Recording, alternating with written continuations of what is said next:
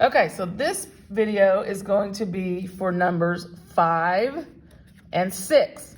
This one you're going to do the same thing we've been doing, the square root property, but this time it's going to say simplify as much as possible.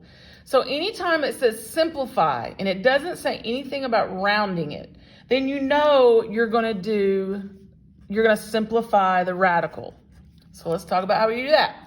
So again, it's going to look like that. You're going to square root both sides because we need it solved. So we square our x squared, square root our x squared, which is going to make x.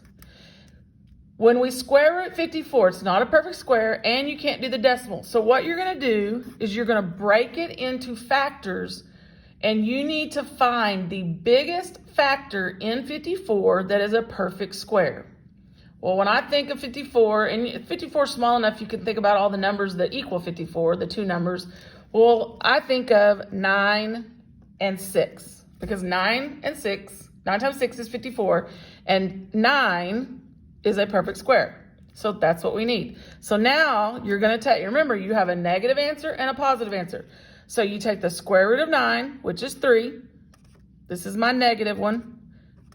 Negative 3, and then your leftover, that's what I call them. That one goes out, so I mark it off. I have my leftovers of 6. So that's my negative answer, negative 3 times radical 6. My positive answer is the same thing, just no negative. 3 times radical 6. Now, when you put this in on Alex, once you put the negative 3 in, then you go over to that little, you have like a little box of tools that help you. Then you'll click on the radical will pop up, and then you put a 6 in it. And then you got to remember to maybe cursor out of the radical. You got to get your cursor out of there. Then put your comma, and then do your other side. Okay, let's do one more of these. So you got x squared. This time it's going to be 63.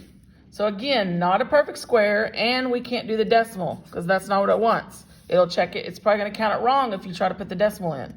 So we're going to square root both sides, x equals, and then again, what factors equal 63? Well, 9 will go into 63, but this time it's 9 times 7. 9 is a perfect square, comes out. So negative 3 times radical 7 is our negative answer, positive answer, and we're done with those. That was number 5 and 6.